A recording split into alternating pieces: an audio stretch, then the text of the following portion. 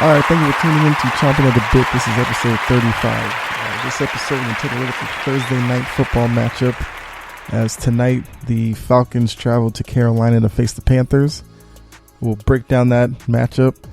I'll give you the keys for each team to win, as well as obviously give you my prediction, because this will be the first of my weekly predictions.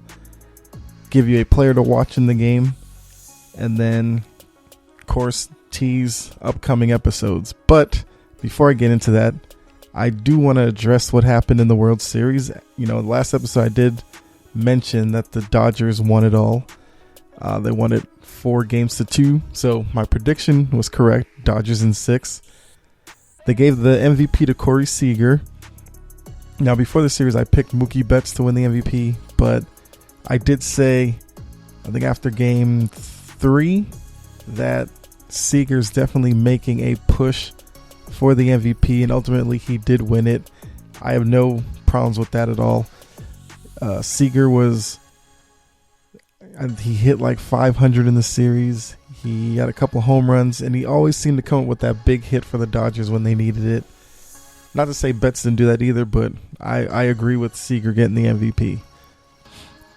So, you know, Game 6 was another well-played game in the series, as the Dodgers did win 3-1, but Blake Snell, who started for Tampa Bay, was dominant. I mean, he had 9 strikeouts. He only gave up 2 hits. But for some reason, after Snell went 5 1/3, and then he gave up a hit to Austin Barnes in the 6th inning, Kevin Cash came out of the dugout, and Blake Snell knew what was going on because he looked at Kevin Cash. I'm sure you've seen the image by now. You know, he rolled his eyes, turned his head, and he was like, oh, you know. So Cash comes out, takes him out for whatever reason. And then, mind you, they were up 1-0. There was already 1 out. Barnes just got a single. So they still had the lead. Snell had only thrown 72 pitches, and like I said, he still looked dominant. Now, Kevin Cash, after the game, he said he didn't want Blake Snell to go through the Dodger lineup a 3rd time, even though he was dealing. Mookie Betts, who was the following hitter, had terrible at-bats against Snell. I don't care that it's going to be his 3rd time against him. The most Betts had done against Snell was a weak ground ball that went foul. Other than that, he looked like he was confused. So I didn't agree with the move whatsoever. And once again, he'd only thrown 72 pitches, so he definitely had more pitches left in his arm. But this is another instance of where analytics get in the way of the eyeball test. Watching the game, I could see, sure, he gave up the hit to Barnes, but you have to let him face Betts, because Betts, you know, is the guy that gets that offense going. That's why he's the leadoff hitter, and he's a guy you want to keep off base, and Snell had shown that he was able to do that. Now, if he goes up against Betts, maybe gives up a single there, fine. If you want to make the move, then go ahead. You know, of course, all these decisions, hindsight's 2020, fine. But I still don't see why you take a guy who had already had 9 strikeouts up to that point, and you don't give him a chance to come back from giving up a simple single to the 9-hitter. That doesn't make sense to me. And, of course, Cash brings in Anderson, who proceeds to give up the double to Betts, then throws a wild pitch, which brings in the tying run. Then he gives up an RBI ground out, which gives up the go-ahead run, ultimately the winning run. And the Dodgers go on to win it all. They win the game 3-1. So I think at this point, you are well within your right to question why Snell came out of that game. I mean, Cash has explained it. Give him credit for that. It's still a stupid move to me, but whatever. I mean, the Tampa Bay organization, they rely heavily on analytics. The analytics told them, you don't let your starting pitcher go through lineups the 3rd time, so they took him out. But the even bigger story was after the game, when we learned that Justin Turner, who was pulled out in the 9th inning, was taken out because he had tested positive for the coronavirus. So he had played the whole game with a test out there being positive. The message gets relayed to the Dodgers, then they pull him. And then even to backtrack a little more, so he took a test Monday morning, came back inconclusive. He took a second test on Monday. They hadn't got the results for that one yet, but they allowed him to play. So he played with, I guess, that cloud over his head that he could actually be positive at the moment that he was playing. Like I said, came back positive. He's pulled from the game. He goes into the locker room and he's kind of chilling by himself. But then, of course, he realizes that they won the title. So he breaks the protocol, goes out onto the field to celebrate, no mask on. You know, he's up there kissing his wife, hugging players. Mind you, his manager is a cancer survivor himself, so he's an at-risk guy. He's out there amongst everybody. And, I mean, Turner was basically giving a middle finger to the MLB office because he was out there celebrating. And it just is the perfect end to an MLB season where the MLB just had no plans going forward and how to deal with, you know, these COVID tests and all that. How you test a guy, it's inconclusive, and then you still allow that player to play is beyond me. So if it was inconclusive, then he should have sat out until the second test came back, which if it came back when it did, then fine. Use him. You know, if the second test came back and he was negative, then go ahead. Use him as a pinch hitter late in the game if you have to. But to have him out there only to find out he tested positive, now you have your situation where are you going to... So now everybody who was out in the field celebrating with him got to do contact tracing, quarantine. Of course, with the season over, it's easy to do that. But I think for him breaking protocol, there has to be some discipline going into next year. I mean, he is 35, so there's a good chance he may not even be on a roster next year. And maybe in his mind, he knew that. So that's why he did it. He just didn't care.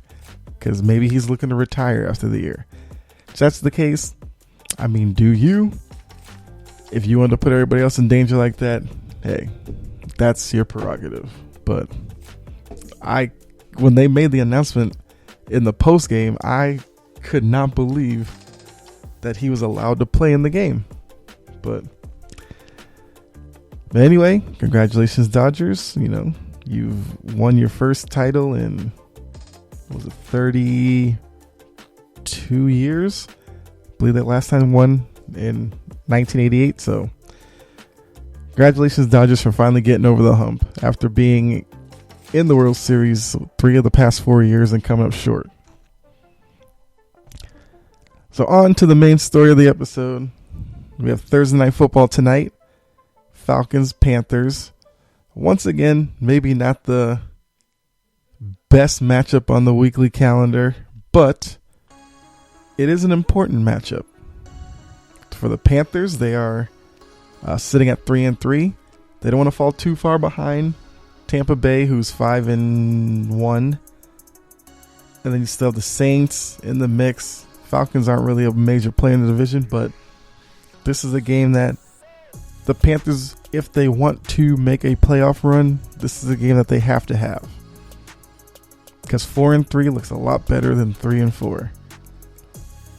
So McCaffrey, the star running back for the Panthers, was eligible to come off IR this week. But ultimately the team made the decision that he will not play tonight. So, I mean, the Panthers have been playing without him for weeks now. That's no big deal to them. But both teams, like I said, they're coming off losses. The Falcons, we all know, another blown fourth quarter late game lead against the Lions. So the question is, how do they bounce back from that, now being 1-6? Yeah, because they haven't had their bye week yet. So they're 1-6. Season is over at this point. Unless you believe they're going to run the table and get to 10-6, I don't see them making a playoff. So now there's got to be that mentality seeping into that locker room about, what are we doing this for? Are there players who may go to the front office and demand trades because they want to go to a contender? Will we get to see some of the younger guys get more of an opportunity? What does Raheem Morris do with these 9 games left on their schedule? You know, he is still auditioning for the job. I get it. So he wants to win as many games as he can. But it could be a good selling factor if he can show kind of what future Arthur Blank can look forward to. Maybe he finds a diamond in the rough in some of these young guys, and they're players that they can move forward with. So ultimately, you do want to see how they rebound from the tough loss with Detroit. Do they come out and play sloppy? It is a short week. I get it for both teams, but do they play sloppy? Or do they rally around again, put forth a strong showing, get their second win of the year, and then get ready for the Saints come next week?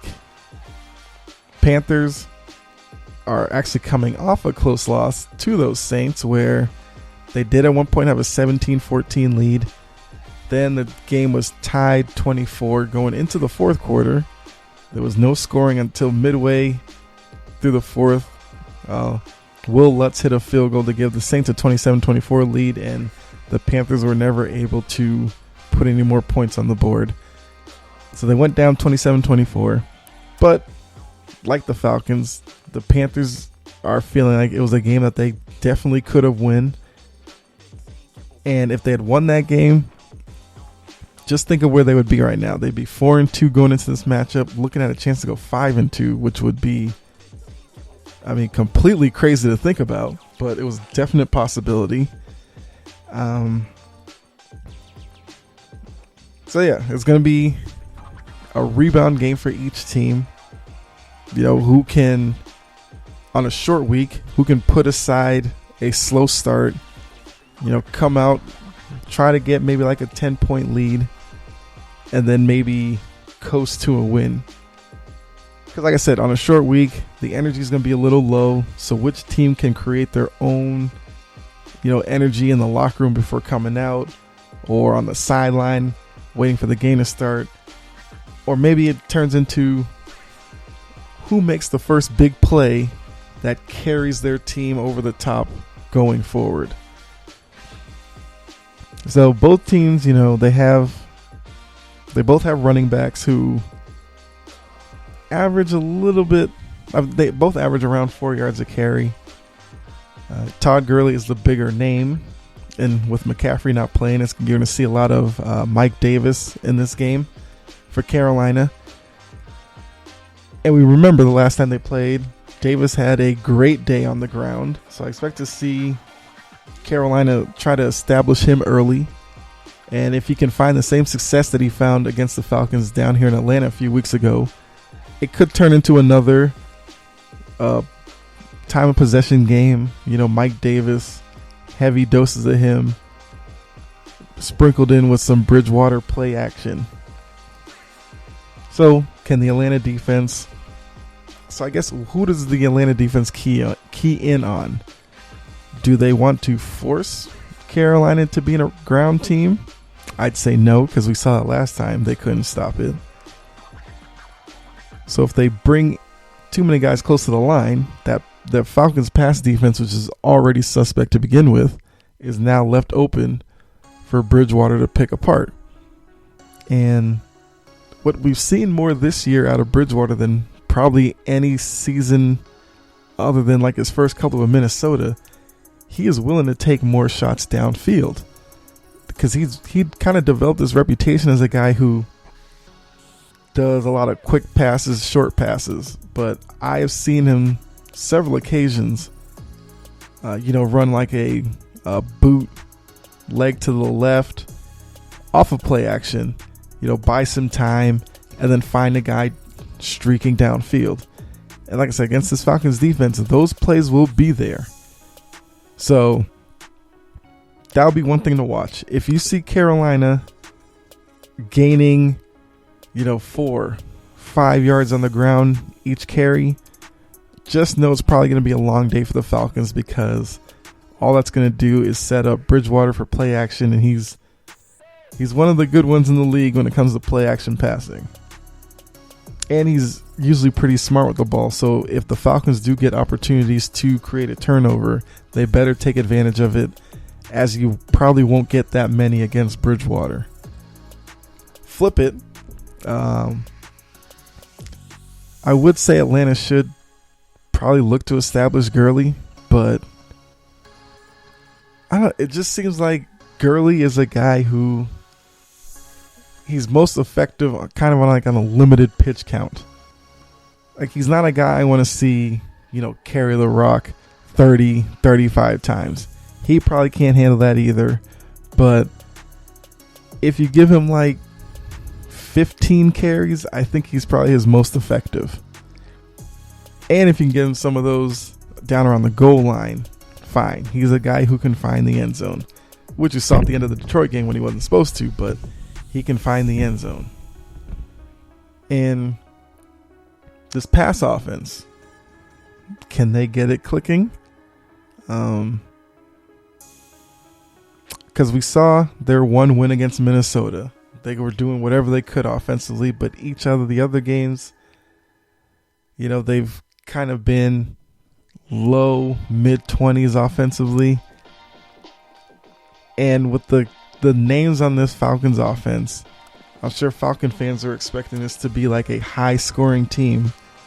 So maybe tonight they, can kind of find a way to get Gurley going, mixing in some Hill in the backfield, spreading the ball around Julio Jones and Calvin Ridley and Zacchaeus. Also with Hayden Hurst, who had a pretty good game against the Lions as well. So like I said, the weapons are there for the Falcons to be successful, but that defense, they have to figure this thing out. That should be Raheem Morris's number one job. Yes, he was there with this defense that's been terrible, but maybe he can figure out something that Dan Quinn couldn't. They brought in Dexter Fowler. He doesn't pressure the quarterback. The only defender that the Falcons have who has been worth anything this year is Grady Jarrett. But Grady Jarrett needs help because he's a defensive lineman, and a lot of defensive linemen can't really affect the game that much defensively because all the offense need to do is put like a second, third offensive lineman to hit him, and he gets slowed down. That's why Fowler and the guys off the edge are supposed to get to the quarterback, but they haven't been able to do that. The linebacking core is supposed to have speed, but they can't seem to cover anybody. The secondary is what it is. It's terrible. So can Morris come up with some type of game plan to limit Carolina and not have this turn into a physical game where it looks like Carolina is just pushing Atlanta around? That's the last thing you need after losing that game to Detroit last week. So the key for Carolina in this matchup is, it's kind of a two-parter. Get Davis established on the ground, because Davis he struggled against the Saints, but hopefully, Carolina's hoping that he can find the success he had against the Atlanta defense the last time they played, which then makes it easier for Bridgewater to find guys, open over the middle, down the field, whether it's Curtis Samuel or Robbie Anderson. Those are the two main weapons for Bridgewater. And watch Samuel as well, because they will use him in the backfield sometimes too. For Atlanta, it's simple. Can the defense make a big stop in a big situation to help win the game? I don't care if they're making stops in the first quarter. Who cares?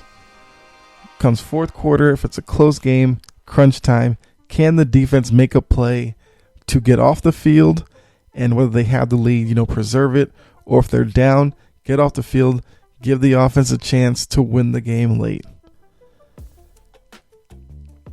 Looking at those two right there, I would have more faith in Carolina being able to establish their physicality, get Davis going, and Bridgewater to make smart plays in the passing game.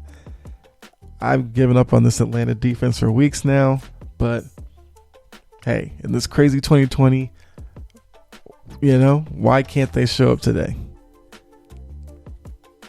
So, my player to watch, I think Robbie Anderson might have a big game in this one.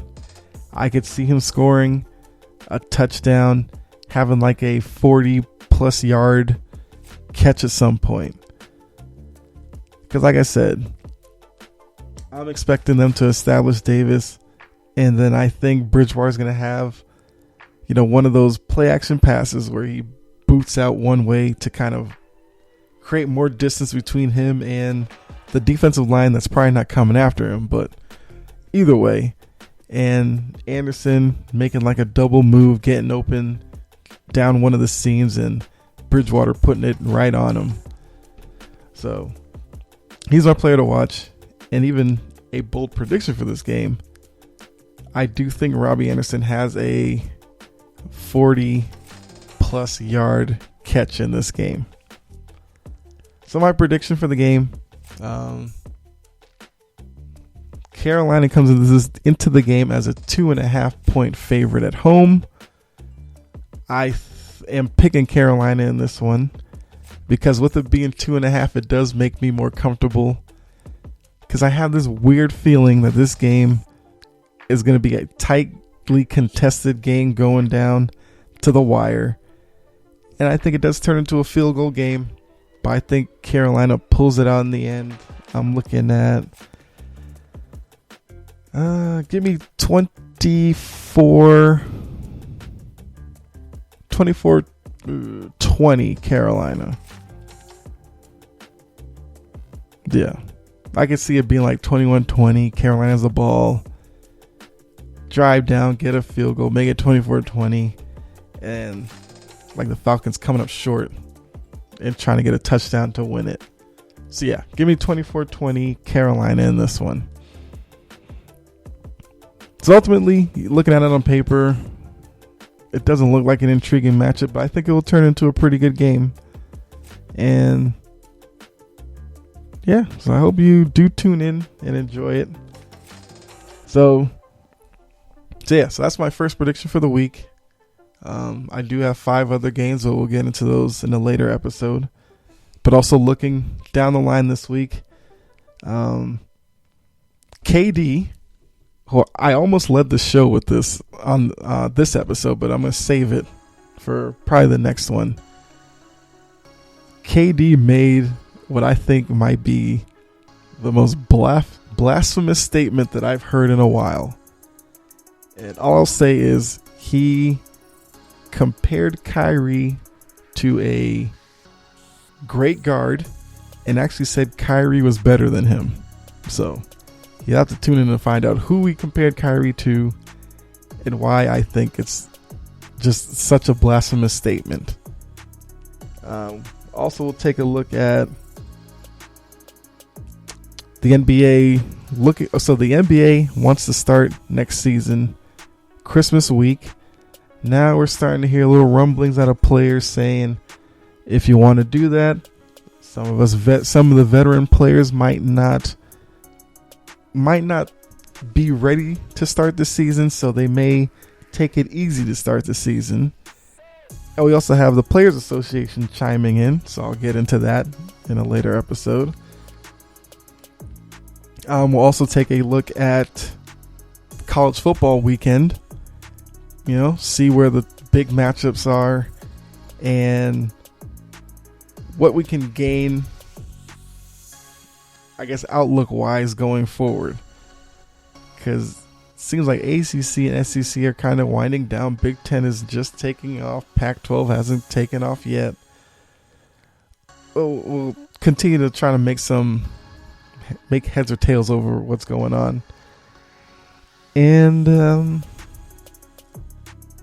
then also, I think I will do at one point this week, early next week, take a look at the MLS. The MLS season is winding down. I don't know how many of you are soccer fans, but I am a soccer fan, so I will touch on that. And then the question that I've always had with the MLS is, could they ever achieve the popularity of the English Premier League or La Liga or whatever, the top leagues in the world? And plus, by the time I get to the MLS, the regular season may be over, so we might touch on playoff outlook, and maybe I'll do some bracket predictions, but that's down the line here.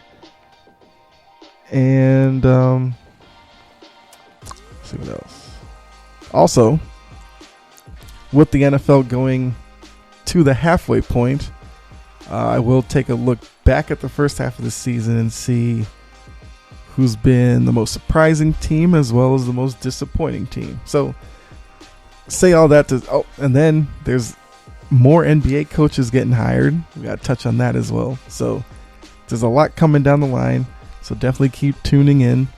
I'm trying to do an episode every day. But, like today, if I do miss a day or two, I will try to double up on episodes. So, we'll be getting a second episode today. So definitely tune into the last one where I talked about my week 7 review and all that. And so definitely tune in for that. But thank you for tuning in. If you're new to the show, like, subscribe, definitely comment if you disagree with anything I talked about. Like, what was Justin Turner thinking in just walking out there after he knew he had tested positive? Are analytics getting in the way of managers and organizations' judgment? And do you agree with me that Carolina wins the matchup against the Falcons tonight? Definitely comment if you would like. But yeah, so, subscribe, follow the show. As I said before, I'm definitely trying to do at least 5 episodes a week. I would like to get to the point where I do one every day. So, try to give you as much content as I can. Those of you who have stuck around, definitely appreciate you as well. And, stay safe out there. Thanks for tuning in again. And I will definitely catch you in the next episode. All right.